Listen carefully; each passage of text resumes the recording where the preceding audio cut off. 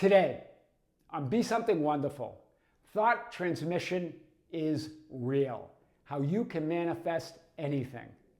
I am your host, Tom Kearin, and this is the studios of Be Something Wonderful, where we help you level up and become the best version of yourself. Creators, good morning, and welcome back to the studios of Be Something Wonderful. We have a big video for you today, and also another video following this one on the Tom Kearin channel. And almost always these videos complement each other, so be sure to watch. I want to talk about the question of thought transmission that came up. One of you was asking, I wonder what my specific person is thinking about me. And how does thought transmission fit into that? If I'm thinking about them, am I transmitting my thoughts? And all of that discussion came up. Related to that was a comment on one of the videos talking about why can't I see my desire physically manifested instantly. This all relates to this idea of the one divine mind, the one thought of God, which we're going to unpack like we never have before. The question was, I want to comprehend why I can't just see it at the instant we desire something with our physical eyes, right? Why we can't see it, but really it's I, because you're the only, it's about you, it's not about others. You can't speak for others. You can't speak for another's experience. You can only speak for yourself. So remember, and you were saying this is a process, for instance. We don't desire a car and boom, it appears. Again, not we, but you, right? But think about this, that it doesn't just appear boom because it's already there. Everything already is. You are that simultaneous, instant, everywhere, all at once being as all that is. It's already there. It's all here and now. Your physical apparatus for perceiving reality is how you experience that simultaneous nature, how you make sense of it. That's how you make sense of it. How could you're asking from looking up from the bottom of your manifested reality, from the manifested frame, and saying that how come I don't see it instantly? You're never going to see it from down there, from bottom up. You've got to know it from the top down. I'm going to show you this today, right? The process of the unfolding, or what we call movement, right? Remember, what does it mean when teachers say, well, the physical reality and even movement is an illusion? It means it's not what it seems. That's all illusion means. There's a greater reality behind it that already is, that exists as all that is. That's what that means. The idea of time and space and movement and change is how you experience yourself as that changeless reality, as that changeless I am awareness. We've talked about this in many ways, right? That it's never about time. Even instant is a concession to the idea of your linear horizontal experience as all that is. It's about awareness of who you are. So let's show you this today. Remember, on each level of understanding, there's a law governing it. But you're here, right here in the physical manifested circumstances, trying to understand why you don't instantly see it. But the physical reality is governed by lower laws, what we call physical laws of reality. But there's higher laws, and what's the highest law? What is the highest law of existence? It's the law, what Scripture called the Lord, right? The absolute, the one reality, the one existence. I am that I am. It's the all. This is where you want to look at that perspective or know yourself, right? Then you have that all is governed by the law. The law that I am, I exist and will always exist. It's the only law. There's nothing higher than that law. There's nothing other than that law, than that existence, and that absolute idea that you're the all. Then you have the first manifestation, or the first birth of that one existence, the Son of God, all that is. The law of being the one, the law of beingness, the law of being all that is, right? Knowing yourself as the all or as the one, as all that is. That's I am awareness. That's the law of being, the one absolute law of existence. And then you have the law of that beingness, that you are that awareness. It's the law of knowing yourself as all potential, all realities, all possibilities. Then all that is in expression is you, that unseen, non-physical I am identity. That's you, that's all that is. That's your higher self in expression as you as the universal one. And that's governed by lesser laws of the universe. The law of attraction, the law of correspondence, the law of vibration, the law of frequency, the law of polarity, the law of cause and effect are all those unseen, non-physical universal laws, but they're lesser laws. They're less than the law of being. They're less than the law of the absolute. Do you see? And that governs your unseen physical self-concept or self-image or identity within the all that is. And it's governed by correspondence and vibration and frequency and polarity and cause and effect. And then that unseen non-physical identity in expression, that self-concept or that self-image and expression in the physical is governed by physical laws. The laws of time and space and change and movement. That's why. It's all you, it's all the vertical. So I want to show this today, like we never have before, around the idea of thought transmission. Remember, I've talked about thought transmission, and I want to say this, that thought transmission is real, but it's a real experience. Do you see it? Thoughts don't go anywhere.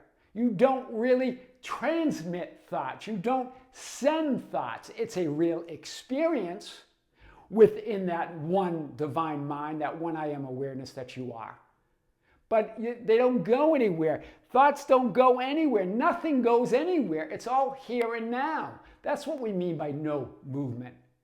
Everything else is a concession to knowing yourself as that one reality, that one thought of God. So, is thought transmission real? Yes, it's a real idea or experience within the one mind, all that is, within that everything, everyone, everywhere, all at once that you are. It's a real idea or experience of the one all-powerful, all-knowing, all-present thought of God.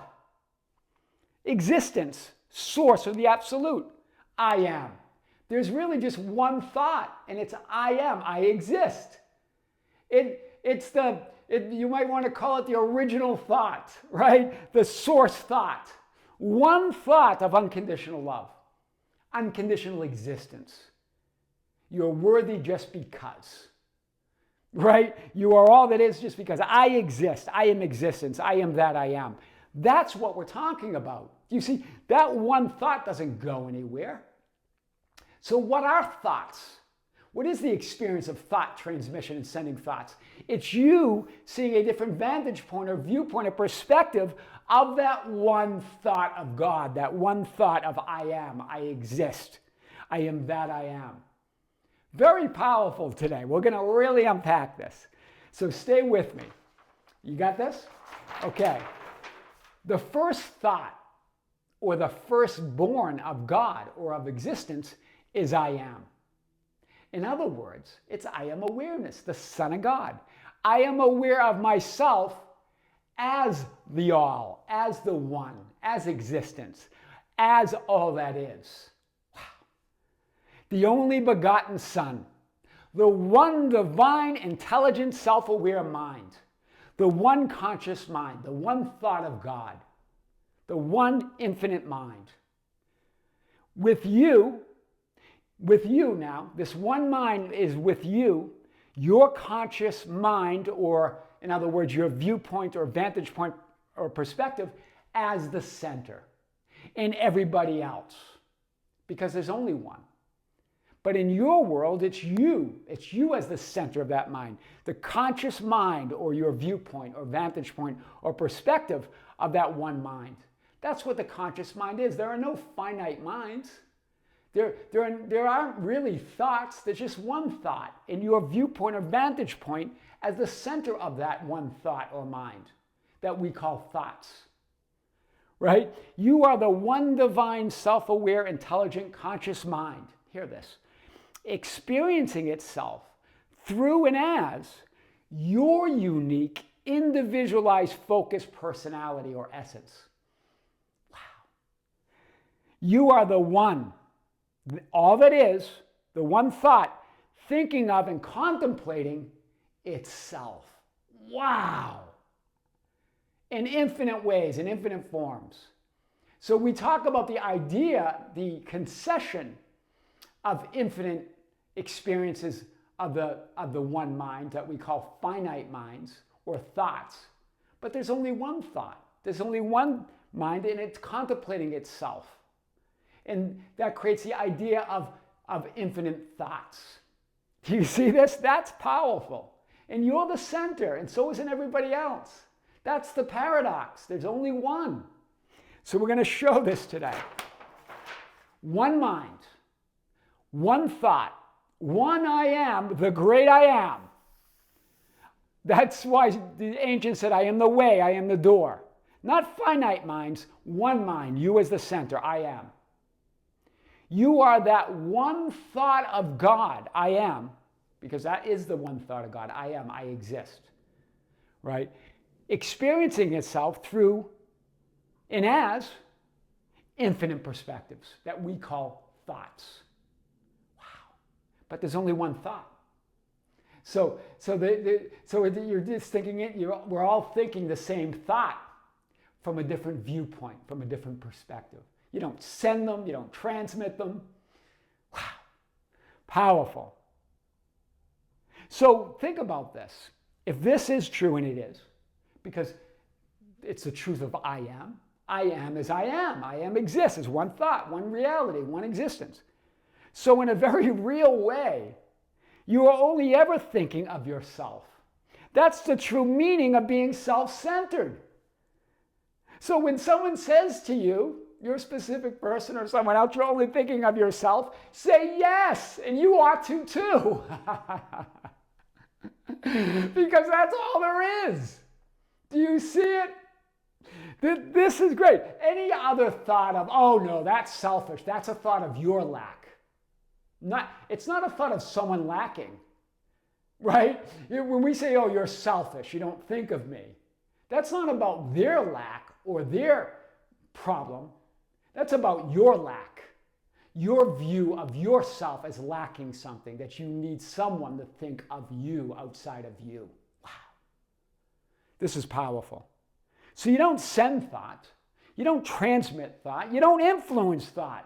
You don't even think thoughts. You don't have thoughts. You don't even create thoughts. There's one thought. I am.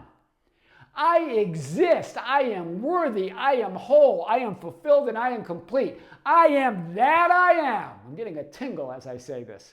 That's powerful. So just think of yourself. Go ahead. Right? But out of fulfillment. Right? We're not saying just think of yourself and think of that as there's others that you're not thinking of. When you think of yourself, you're thinking of everybody. You're thinking the thought of love. You're thinking the thought of I am that I am. You're thinking the thought of existence, that you're not separate from anything or anybody. That's different. That's what we're talking about. That's powerful.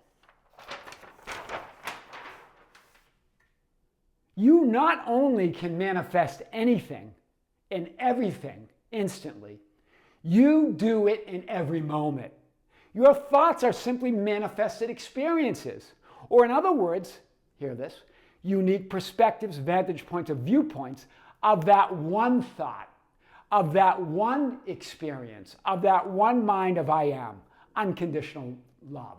There's just one experience, it's love. All here, all now. Your physical manifested linear experience is how you make sense of and know yourself as all that is, as that simultaneous awareness of being. I am the one unconditional thought of God, the divine mind. Wow. And your dominant thought, or let's even use a different word, predominant, because some of you even thought, well, dominant sounds like I have to try or work hard. We even turn that word into something negative, right? It's just your dominant thought, your predominant thought, or what Neil Donald Walsh in Conversations with God in that series of books called the sponsoring thought of who you are. What's the sponsoring thought? What's the one thought of God? I am, I exist as love. And so doesn't everybody else.